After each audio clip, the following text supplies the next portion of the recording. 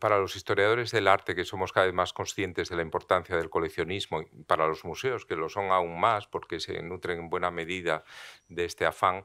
es muy importante el rendir homenaje a dos coleccionistas que en un momento en que era muy difícil, los años sobre todo 50 y 60, se esforzaron en reunir un gran conjunto de obras dedicadas al paisaje de la pintura española del finales del siglo XIX y principios del XX, del cual esta exposición de esas grandes colecciones es como la punta del iceberg que sobresale con lo más granado, porque son colecciones que llegaron en el caso de Santiago Corral casi a las 1000 obras y en el caso de Entre Canales a varios centenares. Los dos coleccionistas además eran ingenieros de caminos, es decir, tenían una formación técnica y tuvieron un desarrollo empresarial. Este es José Entrecanales, a los 16 años, bilbaíno, que fue número uno de su promoción en la Escuela de Ingenieros de Caminos, que era un cuerpo realmente de élite fundado en 1802 y que había dado lugar a la formación de personajes fundamentales en el siglo XIX español, como fueron Sagasta, Echegaray, Pablo Alzola y Minondo, que fue alcalde de Bilbao y autor de un gran libro sobre la ingeniería de obras públicas. También Torroja, que va a ser compañero de generación, además de Entre Canales, y compañero además en obras con el Puente de San Telmo, Francisco Fernández Conde, en fin, una pléyade brillantísima, José Chegaray, Eduardo Saavedra, de humanistas, algunos de ellos humanistas, como Saavedra, un excepcional arabista, o como Echegaray, que fue un dramaturgo que obtuvo el premio Nobel y era ingeniero de caminos. Ellos tenían una formación además específica en dibujo, el dibujo de lavado, la aguada, que les permitía representar el paisaje y habían recibido las enseñanzas de grandes maestros como Pérez Villamil, como Carlos de Aes, a lo largo del siglo XIX, ¿no? En el caso ya de Entre Canales y Corral, esta asignatura de paisaje no tenía ya tanta importancia, pero quizá esa mirada técnica con la cual veían la naturaleza se complementaba, como en otras figuras importantes del campo de la geología, como es Eduardo Hernández Pacheco, con una visión estética que les llevó a desarrollar este coleccionismo centrado justamente en el paisaje. Aquí tenemos la obra del Puente de San Telmo que abordó José Eugenio Rivera y Dutaste, un gran ingeniero de caminos de la generación anterior a Entre Canales y que había sido compañero de Alberto de Corral, el padre de Santiago Corral, y eso unía a estas dos personas, a estos dos ingenieros, y es la obra quizá más juvenil que hace Entre Canales justamente con Torroja y con Fernández Conde en Sevilla en los años 20. Aquí le tenemos también a José Entrecanales con su esposa, una figura importante porque María de Azcárate era hija de Gumersindo de Azcárate, uno de los grandes fundadores de la Institución Libre de Enseñanza, y hermana de Justino de Azcárate y de Pablo de Azcárate, dos destacados institucionistas que después de la guerra tuvieron que exiliarse, aunque Justino volvió y llegó a ser presidente del patronato del Museo del Prado. Es decir, una familia vinculado con lo mejor de la regeneración española, del mismo modo que había estado vinculado Beruete, que fue el núcleo central de la colección de Entre Canales, como podemos ver en la propia exposición. Aquí está la finca de Villimier en León, que recuperaron, una finca históricamente perteneciente a la familia Azcárate y que recuperó el propio Entre Canales, y donde se reunían y donde albergaron parte de la colección, como podemos ver aquí. El propio José Entre Canales en el jardín de la finca, que fue el cabeza de familia de una nutrida descendencia, 5 hijos y numerosos nietos que todavía hoy continúan vinculados tanto a la Fundación José Entre Canales como a Acciona, que es la empresa que sustituyó a Entre Canales y Tábora. Por su parte, Santiago Corral fue hijo de este ingeniero, Alberto Corral, compañero de promoción de Rivera y Dutaste, Y aquí tenemos un dibujo de él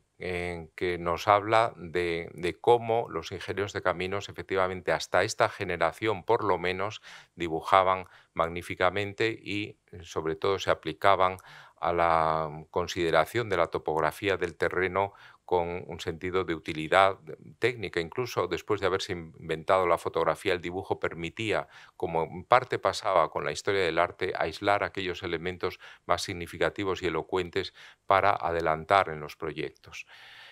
Aquí le tenemos a Santiago Corral, ya el hijo de Alberto, en su casa del Paseo de Pereda, del Muelle, como se llama familiarmente, muy joven, antes de empezar la carrera. Y aquí está la presa de bóveda de Coilla, en el río Nansa, la primera presa de bóveda erigida en España que hizo de Santiago Corral, pues uno de los grandes ingenieros también de su generación. Él llegó a ser presidente de Nueva Montaña Quijano, la empresa más importante que había en Cantabria, y él estuvo vinculado sobre todo con las eléctricas y tuvo un especial interés en pintores del norte, tanto Regoyos como otros Riancho, Salces y Sainz, que eran de cántabros y de los cuales incluso llegó a conocer lo suficiente como para abordar en escritos, en textos de catálogo, abordar su obra con rigor y con conocimiento. Este es un ángulo de su casa donde realmente estaba llena de arriba abajo con obras en las que no desdeñaba tampoco el pequeño formato, como vemos, de numerosos artistas, ¿no? Aquí hemos seleccionado los 6 más importantes, pero había muchos otros y nos da cuenta esto de una afición extraordinaria que él además llevó hasta el punto de localizar dónde estaban todos los cuadros de Beruete en los distintos museos españoles, estos son anotaciones suyas, o cómo estaban colocados los magníficos Beruetes del Museo de Arte Moderno en la instalación que en los años 50 había entonces en la Biblioteca Nacional de este museo, integrado desde el año 71 en el Prado. También la familia de Corral fue muy amplia y sigue siendo, por fortuna, bien muchos de sus hijos y también sus nietos, y algunos de ellos, como María Corral, quizá, y con toda seguridad, lo decía ella ayer, se dedicaron al arte por la influencia de su padre, que recordaba María que le había llevado a ver una exposición de Picasso, aunque a él lo que más le interesaba era el paisaje de esta generación de artistas. Y ya vamos a centrarnos en los cuadros principales de la exposición, empezando justamente por Agustín Riancho, coleccionado exclusivamente por Santiago Corral, que reunió hasta 13 obras de él. Santiago Corral estaba casado con María Pilar López Dóriga y Pombo, perteneciente a grandes familias santanderinas, y descendiente de Antonio López Dóriga, que había sido mecenas y además había favorecido las becas que desde la Diputación permitieron a Riancho ir a estudiar primero a Madrid y luego a Bélgica, nada menos, con lo cual permitieron convertirle en un verdadero pintor, cosa que no hubiera sido de haberse quedado en Entrambas Mestas, en Ontaneda. Eh, Aquí los cuadros que él reunió, entre los 13 hemos seleccionado 4, corresponden a su etapa ya de madurez avanzada. Este en Valladolid nos recuerda la influencia de la estética francesa que él conoció indirectamente a través de su estancia en Bélgica durante 20 años y también en algún viaje esporádico que hizo a París. La influencia, sobre todo, de los pintores de Barbizon, hay que recordar esas escenas con barcas en el río paralelas al espectador que hizo Jules Dupré especialmente, pero también en el uso de los negros, que va a ser decisivo en su última etapa, está presente la huella del gran maestro de la pintura realista, que es Gustave Courbet. Aquí estamos viendo, efectivamente, este es un boceto del cuadro y este es otro de... Este es un tercero que está en la exposición, pero vemos distintas aproximaciones al motivo de cascadas. Vemos la influencia aquí de ese gusto por la inmersión en la naturaleza que él había bebido con los pintores del Barbizon belga. Él había entrado en contacto sobre todo con Lamorinière, un pintor belga, que le había, decía él, hecho olvidar las enseñanzas de Carlos de Haes en Madrid, pero sobre todo, como vemos aquí, lo que aporta Riancho es un sentido de expresividad muy intensa en su acercamiento al interior mismo de la naturaleza, a ese bosque abrupto con cascadas, los ríos torrenciales en su primer curso y este cuadro, que es el de mayores dimensiones, vemos que está enormemente vinculado con todos los anteriores. Es una de las obras de mayor tamaño, en torno a 1908, pero es muy bello también este boceto o estudio relacionado con él, aunque hizo más cascadas, pero entre ellas estas dos están en estrecha relación. A veces Riancho hacía bocetos de algunas obras o estudios preparatorios. Entre los pintores de su generación esto era todavía habitual, no entre los pintores siguientes. Incluso hacía dibujos, como hemos visto. Pero finalmente, aquí ven la comparación entre las tres obras, ven como la última es la más compleja, en la que tiene también un mayor dinamismo, una mayor potencia expresiva. Como ven aquí, aquí el dibujo ha desaparecido. Piensen que el pintor tenía aquí ya 67 años, una edad bastante avanzada para esa época, aunque hoy pues, no se considere así, pero realmente él desarrolla en esta época final de su vida hasta el año 29, al que llega medio enfermo y seguramente con problemas de visión, desarrolla este carácter de pintura inmersa en el natural, en este bosque cantábrico, del que ofrece visiones totalmente nuevas, inéditas y singulares, que ni después de él ni antes ha realizado algún otro pintor. Es muy característico el uso de esa materia tan densa, el abandono absoluto del dibujo, la utilización de los negros y de los grises, que se podrán ver en ciertas obras de Pancho Cosío, en ciertas obras también de Cierto Solana, que conocían la obra de Riancho y la valoraban, y en un cierto desarrollo también de la pintura cántabra que es no tan conocida como podía serlo y que da ejemplos de extraordinaria calidad. Pero es Regoyos el paisajista por excelencia del ámbito atlántico, del ámbito incluso cantábrico. Regoyos, aunque asturiano de nacimiento, formado primero en Madrid muy brevemente con Aes, pero enseguida en Bélgica, en contacto con un grupo de renovación internacional muy importante, en donde está James Ensor, Theo van Rieselberghe, en donde hay poetas como Emile Verhaeren,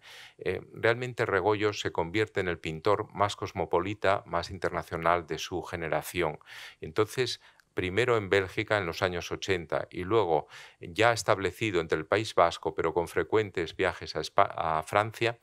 va a ser el pintor que introduzca las mayores novedades, dada su amistad además real, pues se conocen por cartas, con Camille Pissarro, con su hijo Félix, también amistad enorme con Paul Signac, con un gran discípulo de Georges Seurat, al que también conoció. Es decir, Paul Signac y Seurat, pintores neoimpresionistas, y Pissarro, pintor puntillista. Y aquí, en esta primera obra puntillista muy interesante, que correspondió su compra a Santiago Corral, denota ese nuevo gusto por una superación del impresionismo, un ir más allá, hacia el extremo más radical, convirtiendo esa pincelada en forma de coma o de una pequeña pincelada en algo más diminuto todavía, en un punto o en una mota, que es lo que va a hacer Pissarro y es lo que van a hacer ya más sistemáticamente Seurat y Signac, ¿no? Aquí vemos esa influencia de Pissarro, sobre todo porque las motas de Pissarro están cargadas de materia, lo cual da una extraordinaria intensidad y energía al cuadro. Sin embargo, esta otra está más próxima a Signac, con un colorido muy leve, muy delicado, y como en las obras neoimpresionistas, lo que ocurre aquí es que el afán analítico radical del pintor lleva como una especie de suspensión del tiempo. El cuadro se convierte en una masa globular de luz como que se expande y que queda ahí congelando ese instante, ¿no? Son cuadros prodigiosos a pesar de su pequeño tamaño, y Regoyos no hizo mucho porque no se avenían con su temperamento muy inquieto. El carácter reposado y analítico propio de esta pintura acabó por disuadirle de practicarla 2 años después. Lo que le gustaba más hacer eran estas vistas con una pincelada mucho más amplia, con colores muy vivos, una pincelada dividida, ya claramente impresionista, un conocedor también del contraste de complementarios aquí entre el azul y el naranja que saltaban esta visión. Recuerden los cuadros de Sorolla con bañistas, nada tienen que ver con los de Regoyos. Recordamos también el baño en Rentería del Museo de Bilbao, los niños tampoco tienen que ver con los de Sorolla, pero lo que nos muestra aquí es el predominio de una visión del paisaje muy concreta, que está muchísimo más cerca al impresionismo que cualquier otro pintor español.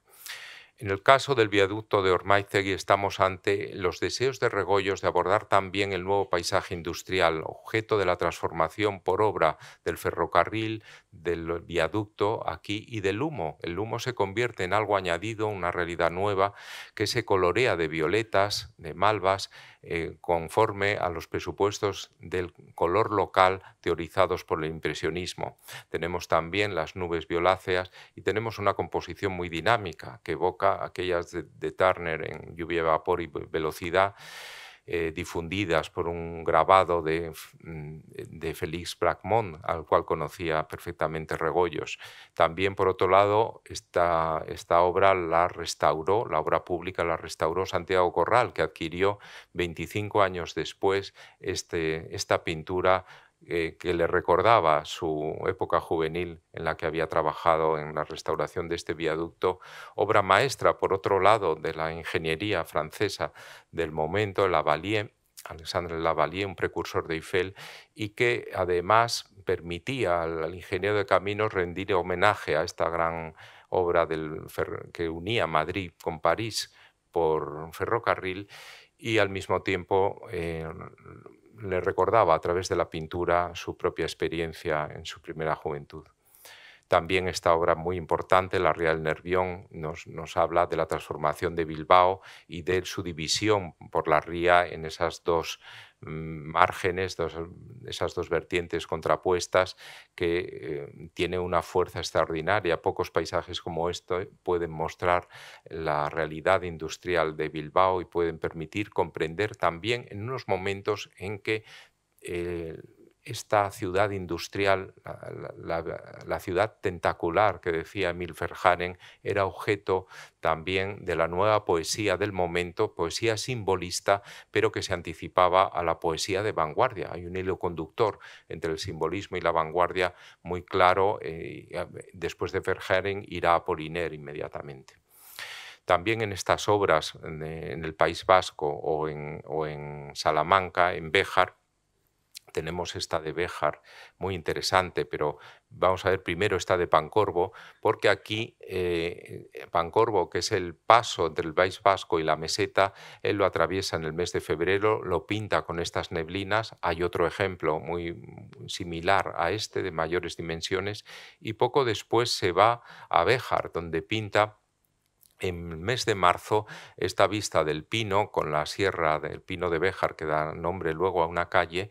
y que con la sierra de Candelario al fondo, en donde la nieve está deshaciéndose. Aquí tenemos restos también de esa orientación puntillista en estos toques del tronco. Esto lo podrán ver en la exposición muy claramente, pero al mismo tiempo esto convive con otros tipos de pincelada, esta pincelada inclinada y paralela, como la que practicaba Cézanne, o este moteado de las coles del huerto, en primer término, y una pincelada más larga para el fondo, para la nieve y para el cielo, ¿no? Es una obra con sol de tarde que entraña un vigor extraordinario y esa energía que Regoyos es capaz de mostrar en estos cuadros. También este es bellísimo, Los Montes de Bogovia, lo titula Tarde de diciembre, como ven, y hay varias versiones, pero se ve muy bien esa condición del paisaje como algo verdaderamente vivo, como algo que el pintor, a lo que el pintor infunde una especie de alma, de alma con energía, como sin parecerlo. Regoyos pasa por ser en la crítica del momento y también entre sus amigos poetas como un ejemplo de pintor franciscano, como era el poeta Francis Llames, también el poeta franciscano. Pero yo creo que él encontró en el País Vasco el lugar en el que él se sentía a gusto. No solo había un clima húmedo, él rechazaba la violenta luz del Levante y de Castilla, decía que era impintable, y aquí se sentía mucho más a gusto entre las brumas. Y además tenía un núcleo de amigos, de pintores y una condición cultural lo suficientemente importante como para sentirse a sus anchas. Él fue un gran aglutinador y un gran estímulo para los pintores vascos cuando estuvo viviendo aquí, y también lo fue al final de su vida para los pintores catalanes, ¿no? En los años 11 y 12, hasta que murió en el año 13. En este cuadro, mirando la procesión en Orduña, que se complementa con otro del Menac, que es una vista de la procesión a la que están mirando estas figuras, vemos también cómo el paisaje parece más animado incluso que las figuras. Y las casas también, esa casa del fondo con sus dos ventanas que dejan el paso al paisaje, con esa luz que parecen ojos realmente, como ocurre en algunas de las pinturas del simbolismo de esos años, las pinturas de algunos artistas, Le Sidané, después artistas incluso en España, como José Gutiérrez Solana, que tiene una España negra que hace honor al libro La España Negra de Regoyos y Verhaeren. Realmente también parece dotar a las casas que están además con esa frontalidad de sus corridas de Sepúlveda, por ejemplo, de una visión casi animada, como si fueran figuras. También en este paisaje de Durango vemos esa presencia de una atmósfera, en este caso más sutil, mucho menos abrupta que en el caso anterior. Tanto en Regoyos como en Beruete podemos ver las dos facetas, la faceta de una gran energía, una gran intensidad, y otra faceta de mayor sutileza y delicadeza a la que correspondería esta obra. La luz artificial le interesó especialmente desde su viaje a Bruselas, donde allí era un motivo bastante frecuentado, y desde entonces puede seguirse la trayectoria de Regoyos a través de distintas obras que van pautando toda su evolución, en las que recurre a esa luz artificial. Esta corresponde a un viaje que hizo con Pío Baroja a Ronda y a Córdoba, y nos muestra esa especie de fascinación casi de ascendencia simbolista, pero con un componente expresivo muy acusado, que hace de Regoyos un artista no solo ascribible o explicable por la etiqueta del impresionismo, sino que hay que agregarle más, hay que agregarle esa faceta simbolista que no le abandona, y esa faceta de una intensa expresividad que se puede ver también en sus dibujos y en su obra gráfica. Otro ejemplo de nocturno, vinculado aquí con una arquitectura histórica, la España imperial, que fascina a sus amigos flamencos y que a él también le fascina en virtud de esa melancolía que no abandona tampoco a los regeneracionistas de entonces. Y aquí tenemos una obra magnífica, donde nos muestra también el homenaje al transbordador, al puente colgante entre Las Arenas y Portugalete. Él vivía en esa época en Las Arenas, desde su casa seguramente hace esta obra, y vemos cómo, a pesar de que esté el transbordador ahí, este es un espacio vivible, con su huerto, el tendejón, las casas burguesas, las casas más pobres y el fondo de montañas, las nubes. Es un paisaje animado, aunque no haya figuras, y es un paisaje además en el que podemos recordar en ese huerto recoleto ese sustrato simbolista propio de Regoyos y de sus amigos poetas, James, Rodenbach y especialmente Verhaeren. También aquí en esta obra, que los herederos entre canales donaron al Museo de Bilbao, siguiendo una voluntad no escrita de su padre, podemos ver también esa visión de Bilbao, de la ría de Bilbao, que también tiene mucho de simbolista, ¿no? En este paseo pausado, donde se van viendo los viandantes y también la ría recorrida por las distintas embarcaciones. Es una obra que tiene un cierto sentido decorativo, en el mejor del término, de los sentidos del término, y también es una obra que es la de mayores dimensiones en anchura del pintor. Por el contrario, muy pequeña y vinculada con otra obra de dimensiones mayores, esta del Camino de los Neveros en Granada, nos habla de la importancia que para él tiene esta ciudad andaluza, donde va 4 veces, la última de las cuales pinta estas obras con una pincelada muy amplia ya, estamos al final de su vida, va a morir 2 años después y con un sentido además de integración en el paisaje. A él le gustaba mucho Granada, decía que era como una Vizcaya en donde había menos oscilaciones de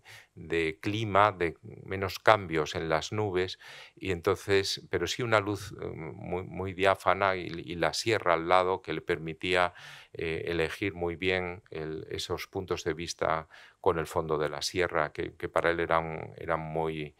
estimulantes. En Barcelona pintó también desde su casa en el barrio de San Gervasio el Tibidabo en distintas semanas. Hay 3 vistas muy similares. Recuerden el asedio, el mismo motivo que hace Claude Monet, pero esto en el mismo día. En cambio, Regoyos lo hace en distintas semanas y nos ofrece 3 visiones con la misma composición. O también hay varias visiones de los alrededores de Ripoll en un viaje que hizo en 1912. Aureliano de Beruete, representado aquí por 40 obras, es quizá un pintor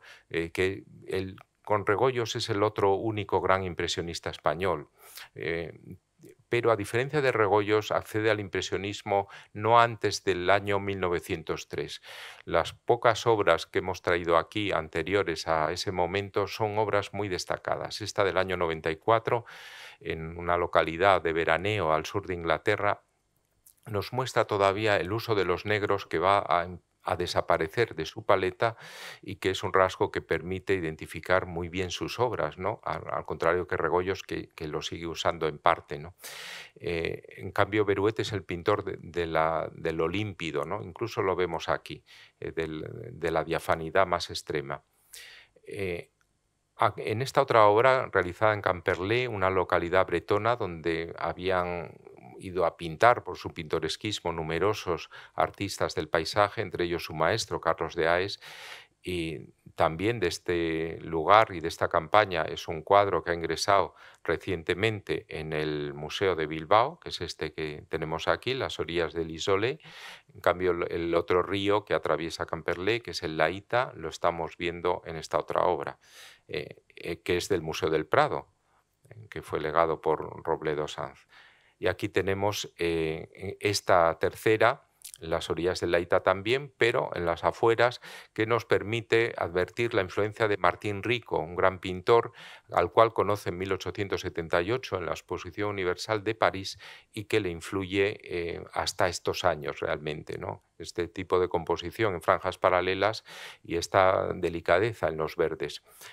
También el tipo de color de chimenea anaranjada en la gabarra es muy parecido a los que utiliza Rico ya desde los años 70. Bien, al año siguiente, también en una campaña del norte de Europa, se va a Le Havre, el puerto en el que había pintado Courbet, Boudin, Pissarro, que volverá al año siguiente, y en donde Beruete tiene que arrostrar unas condiciones desfavorables para pintar al natural, con mucho viento, con humedad, y que le permiten recluirse en su gran cuarto de la habitación del hotel, en donde puede pintar perfectamente, él lo dice en sus cartas, a sus anchas ese paisaje de franjas paralelas, muy sereno, pero en donde está todo representado, esa realidad industrial del puerto de Le Havre está ahí contemplada. Si comparamos con lo que hace Pissarro al año siguiente, nos damos cuenta de la diferencia entre ambos pintores. ¿A quién les recuerda Pissarro? A Regoyos, que era su amigo. Sin embargo, Beruete no tiene nada que ver. La visión de Beruete es una visión más elegante en estos momentos. Podemos pensar que es algo más retardatario, pero no lo podemos despreciar. Es una manifestación también de gran arte, de gran pintura, aún en el año de 1902, aunque Pissarro pinte esto otro, ¿no? Como los bulevares de París, con esos puntos de vista desde arriba hacia abajo, que son muy característicos de su obra, ¿no? Bien, pero Beruete pocas semanas después se va a Toledo, que es el lugar a donde siempre se va en el mes de octubre, sistemáticamente pinta allí. ¿Y por qué Toledo? Porque es la ciudad que por su situación rodeada del Tajo, en una eminencia del terreno, permite mostrar la continuidad entre naturaleza y ciudad de un modo más claro que ninguna otra. Y además la ciudad que atesora una densidad histórica mayor que ninguna otra ciudad castellana o española, puesto que hay superposiciones desde época romana, visigoda, árabe, es la gran capital imperial de Carlos V, y luego entra en una larga decadencia que también le interesa a Beruete mostrar, ¿no? Aquí es el río Tajo, aguas abajo, con el puente de San Martín abajo, al fondo, y con los derrumbaderos que en sí mismos no tienen interés aparente para un pintor, pero que para Beruete sí lo tienen. Y esa capacidad de transformar la realidad más humilde, como hacía Regoyos, pero aquí de una manera más directa, más franca, ante temas más agresivos, podríamos decir, que no están que no están suavizados por la naturaleza del norte, mucho más amena, estos temas áridos castellanos. Beruete es su gran pintor. No los disfraza, sino que al mostrarlos tal cual son, nos da una presencia verdaderamente magnética e importante y relevante de su condición, ¿no? Aquí aparece, se ve mejor en el cuadro, claro, un recurso que va a usar mucho, que es un moteado de rosas sobre el azul en los cielos, para dar una idea de luminosidad. Pero pinta también en días que no son despejados, días nubosos, incluso con lluvia. Aquí en estas vistas, desde con el Tajo en primer término, las huertas toledanas, estamos viendo a la izquierda el Alcázar de Toledo y la cúpula de los jesuitas hacia la derecha. El Tajo está rodeado por los árboles, pero es el mismo punto de vista, si se fijan, que este otro, que lo toma desplazándose 150 metros a su derecha y vuelve a aparecer el Alcázar, pero más a la izquierda, y vuelve a aparecer la cúpula de los jesuitas, pero en el centro ahora, en una composición como triangular, ligeramente oblicua en sus planos, con el hospital de afuera a la derecha. Todavía es el Regoyos preimpresionista, todavía no podemos hablar aquí de impresionismo puro, porque aunque él trabaja del natural, al aire libre, y trabaja con una pincelada amplia, el color todavía no es completamente puro. Esto va a ocurrir a partir de 1903 en los ejemplos que vamos a ver ahora hasta el final. En este Toledo de 1905, desde el sur, desde los Cigarrales, estamos viendo sin solución de continuidad las alternancias de un terreno que sube, que baja, no deja ver el Tajo, que estaría en el medio entre la depresión que sigue a los Cigarrales y la ciudad, y vemos esta al fondo con la cúpula de los jesuitas, que es su cota mayor. También este cuadro se relaciona con otros que va a pintar los años siguientes, como este, en donde se integra, se va un poco más adelante hacia el este, y ahí da cabida, como vemos también, al Alcázar y a la catedral. Por el otro lado, aguas arriba, estamos viendo el Tajo en su vega alta, con esa presencia de las tierras anaranjadas, con los verdes, desde la muralla. Le interesa mucho dejar, si no supiéramos que esto es Toledo, tendríamos que esforzarnos por averiguar qué es esto. Es un monumento, en realidad son las murallas. Ahí se ve el cubo de la muralla a la izquierda, pero él lo disfraza de tal manera que no tiene una presencia de monumento turístico, sino de monumento que nos muestra la huella del paso del tiempo. Esta campaña la hace con Sorolla, y quizá fruto de la influencia de su amigo íntimo, también vinculado con la Institución Libre de Enseñanza, es este gusto por los tomas en picado, que hasta entonces no había hecho en esa medida, También vemos aquí, de esa misma campaña, este cuadro de la vertiente más delicada, más sutil, un día de neblina, donde el hospital de afuera es lo único que se ve con claridad. A la izquierda, el Paseo de Merchán casi está fundido, igual que las casas del arrabal de afuera. Y en Tierras de Toledo de 1907 estamos ante una visión magnífica de ese paisaje mojado por la lluvia, que se aleja en esa cortina, esa atención a lo instantáneo que él había estudiado en su gran maestro Velázquez, al cual había dedicado un libro de gran valía que publicó en 1898 en francés, además. Fíjense aquí en esta visión desde el barrio San Jerónimo, los derrumbaderos, la roca Tarpeya y al fondo las cúpulas, las cúpulas de los jesuitas, en el centro la catedral y los dos chapiteles de las casas consistoriales. Luego se ve la importancia que tiene también siempre la ciudad vista a lo lejos, como marco de fondo, pero la importancia que tiene también en primer término el terreno descarnado y luego los distintos árboles de la vega toledana en los cigarrales a la derecha. También los aspectos más humildes, como una calle, no sabemos cuál es, habría que patear muchísimo Toledo para dar con esta calle. Y aquí está la ermita de la Cabeza, posiblemente, o sea que es la zona menos concurrida de Toledo. También por esa zona es esta obra final magnífica del Tajo, con un despeñamiento absoluto del corte del terreno, con ese enfoque picado que él practica desde el año 6. A la izquierda vemos la Cabeza y a la derecha el convento de San Gil, pero sería difícil identificar esto con la ciudad de Toledo. Lo que vemos es un paisaje abrupto con una pincelada muy pigmentada, como es propio de los 2 últimos años de su vida, y que nos habla del deseo de evolución, de la inquietud continua que tiene Beruete en esta etapa de oro de su trayectoria, en la que va más, al contrario que la mayoría de los artistas modernos de su generación o luego contemporáneos,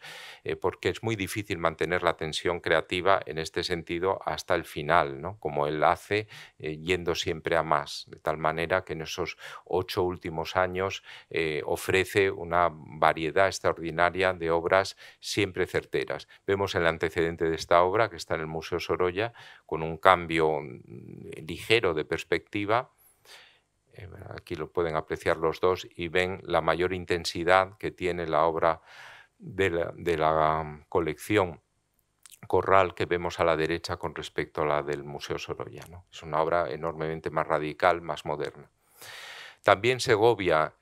Ávila y Cuenca son ciudades a las que dedica las campañas de los veranos de 1908, 9 y 10 respectivamente. Es decir, complementan una visión magnífica de las grandes ciudades castellanas antiguas con un pasado medieval enormemente importante. Como siempre, las pinta desde las afueras. El río Eresma a la derecha, la Torre de San Lorenzo y Segovia al fondo. Estamos viéndolo en esta obra. Esta es relevantísima porque es muy difícil que un pintor de paisaje haga esto. Él se quejaba en sus cartas a Sorolla del peso que tenían los anaranjados, que por otro lado son los tonos característicos de las tierras castellanas en la ciudad de Segovia, que eran casi impintables, pero lo intenta y lo logra en un cuadro que había de interesar por su topografía peculiar a un ingeniero de caminos, como fue Entre Canales, que fue el que lo adquirió, el camino de Perogordo. También las visiones al año siguiente de Ávila, en donde tiene un tiempo muy malo, pero acierta a pintar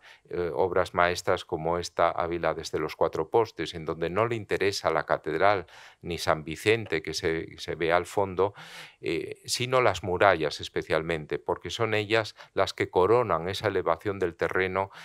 pero las pinta desde los arrabales, desde fuera, como siempre, para dar idea de ese carácter orgánico en continuo cambio que tiene la ciudad. Es muy interesante ver cómo, frente al sustrato simbolista que tiene Regoyos en sus obras incluso más avanzadas, como veíamos en el año 9, el mismo año que esta obra,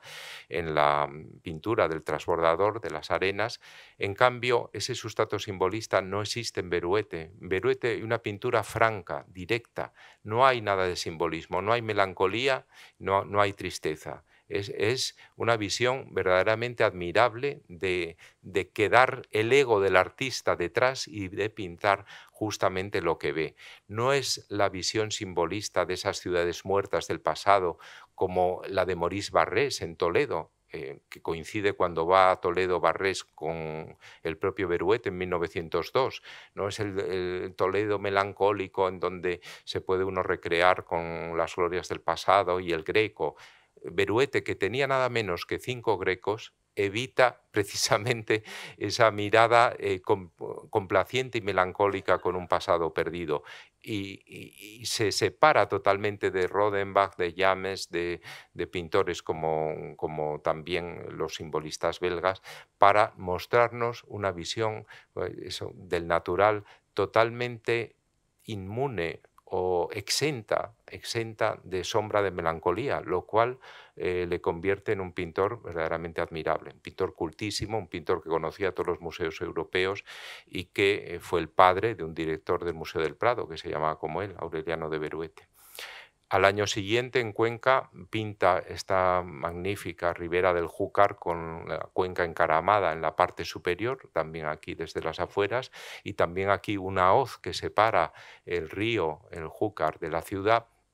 y también aquí un cerro que corona la ciudad, ¿no? Pero igualmente aquí se acerca en una obra sin horizonte, inmediata, directa al natural, con esta pintura muy empastada, aquí lo ven en la manera de hacer el río, muy densa, muy compacta, llena de vigor con estos verdes en pleno verano en esta campaña que será la última distinta de las de Toledo a la que vaya a una ciudad castellana. Luego volverá en el año 11 a Toledo. Fíjense cómo está pintada la piedra del primer término en esos tonos malvas. Es una visión naturalmente propia de un pintor impresionista. Luego Madrid y los alrededores conforman otra parte de su obra importante. Él pinta también en invierno, pintados en febrero, estos almendros en flor en el plantío de los Infantes, una posesión que tenía su mujer heredada del marqués de Remisa, le permite, por un lado, acercarse a los árboles protagonistas del paisaje, como lo habían sido en la obra de su primer maestro, Carlos de Aes, pero por otro lado a la sierra, muy especialmente en el fondo, como había ocurrido en los cuadros de Velázquez, su referencia indudable en estas pinturas, no solo por la belleza de los tonos de la sierra en azules, blancos y grises, sino también por la pincelada larga que utiliza, fluida y como deslizándose sobre la superficie del cuadro, del lienzo, como ocurre en Velázquez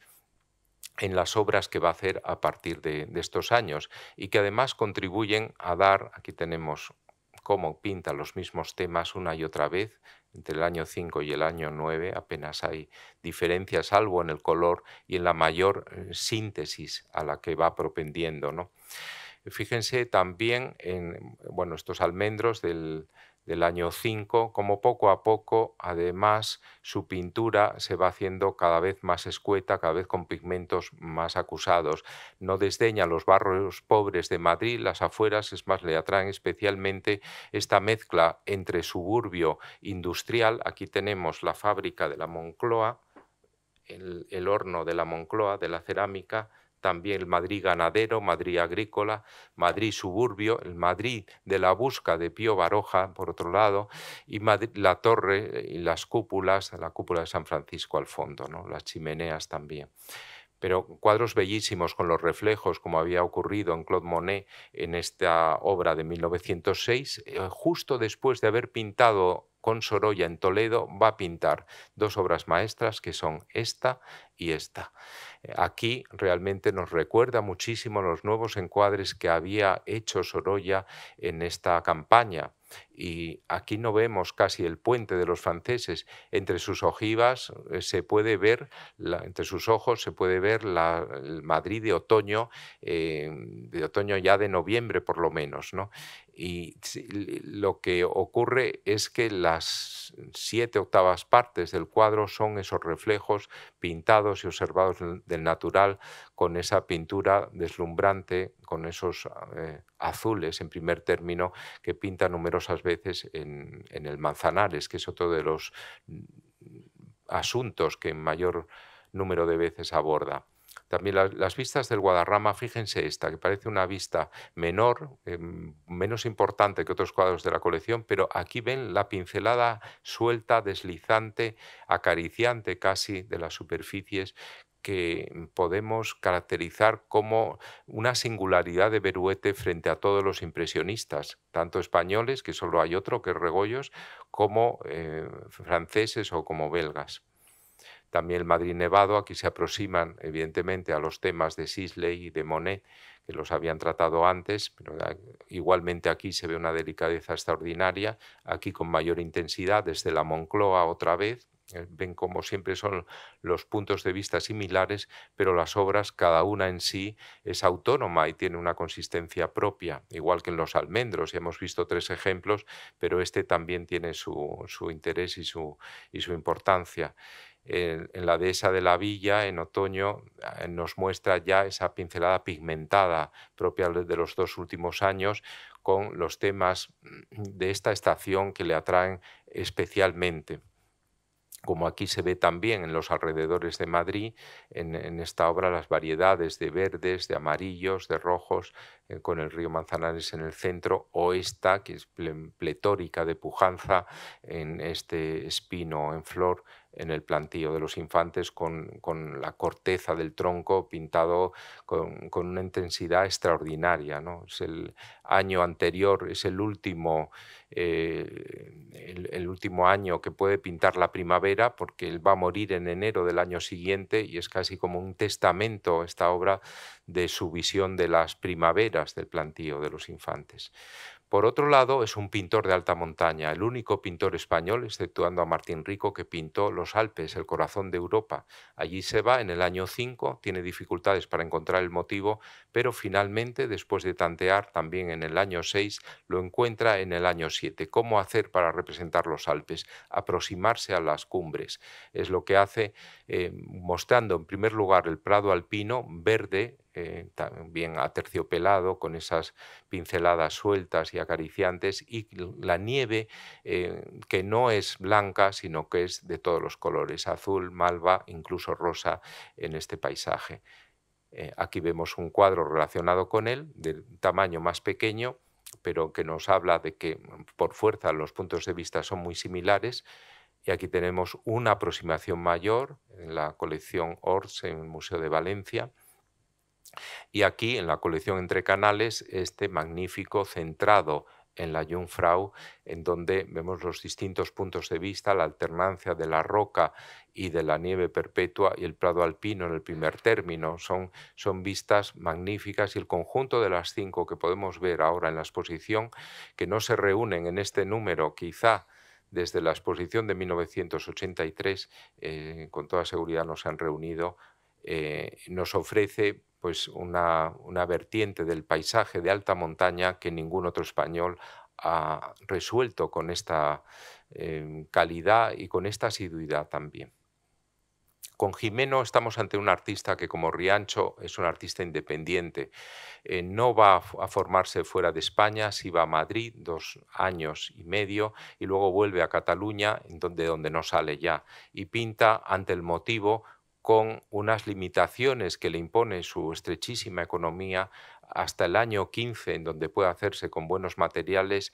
quizá no se desarrollan sus obras más importantes. Fue Santiago Corral el que se sintió más atraído por este pintor, del cual reunió más de 30 obras. Esta es la mejor entre ellas, El Camino de la Barata. Es un interior casi de bosque, de ese bosque mediterráneo, que complementa muy bien los bosques cantábricos de Riancho. Fíjense aquí, incluso pinta en invierno los árboles deshojados. Como siempre en estos artistas, no importa la aparente falta de belleza del motivo, su descarnamiento o su desnudez, porque de todo saca el partido el artista, gracias a esa especie de visión inmediata, de visión también cargada de energía, en el caso de Gimeno, que le convierten en un artista enormemente original e interesante, aunque no influyó a ningún otro pintor, al contrario de lo que pasó, por ejemplo, con Regoyos o con Sorolla. Rusiñol y Sorolla, con ellos terminamos, son dos pintores que no son especialistas en el paisaje, pero que lo abordaron en ejemplos destacadísimos. En la campaña del año 13 que lleva a Rusiñol a excavar para su museo del Cau Ferrat en un lugar muy rico en arqueología, en Ibiza, el Puig des Molins, no solo obtiene un botín de vidrios púnicos que engrosan su colección del Cau Ferrat, sino que también pinta magníficas obras como este Crepúsculo de los Molinos, que le recuerdan mucho a los de Mallorca. Para él eran testimonios de una riqueza etnográfica y estética destacadísima que poblaban el paisaje de Mallorca y de Ibiza, y a los cuales dedica párrafos en la isla de la Calma, la isla de la Calma que se refiere a Mallorca. También tenemos una visión de los patios. Durante años esta obra se consideró que era del año 91 a 93, cuando descubrió Sitges y pintó los patios de esa localidad. Sin embargo, frente al simbolismo melancólico de esa etapa, que da pie incluso a un relato titulado El patio azul, en donde una mujer joven tuberculosa no puede salir de ese patio y ese se convierte en su microcosmos, en su pequeño mundo. Sin embargo, aquí no vemos figura humana y todo resplandece con una intensidad pletórica de felicidad. Aquí podría hablarse de la alegría de vivir, a la que tanto se refieren los franceses para caracterizar la obra de Bonnard o de Matisse, y sin embargo también aquí lo podemos mostrar, está muy alejado del Rusiñol simbolista sitgetano de los años 90 y nos presenta en una visión más sintética, pero cargada de matices delicadísimos de color en esos violetas, con un enfoque frontal, violetas y azules lavados, y con una visión muy delineada, muy elegante de los elementos como la barandilla, los troncos y ramas de los árboles. Este es el patio azul con el cual quería que lo compararan. Fíjense que es de un artista que aquí la perspectiva tiene mucha más presencia, aquí todo se simplifica. ¿eh? Y realmente este es un pintor naturalista y este es un pintor ya nuevo que está cambiando. Podemos considerarle un pintor postmodernista. Ven la diferencia enorme entre los dos patios. También pintó en esta campaña esta otra obra en el Menac, pero que no tiene el sentido de acotación